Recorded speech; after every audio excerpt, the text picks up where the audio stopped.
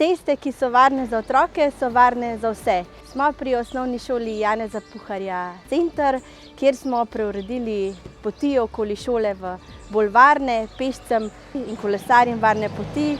In imamo tukaj zdaj bolj mirno okolje, mirno sosesko in s tem tudi bolj varno za vse udeležence v prometu.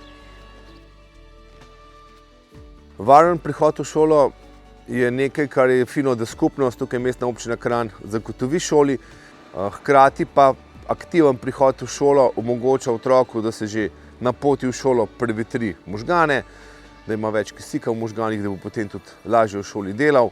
Mogoče so na ta način tudi bolj sproščeni, tako da, vejte, sami plusi. Torej, jaz kot stanovalec, pa tudi oče majhnih otrok tukaj na Partizanski cesti opažam, da se odkar so te spremembe uveljavljene, da je ulica veliko bolj mirna, slišimo ptiče namesto avtov.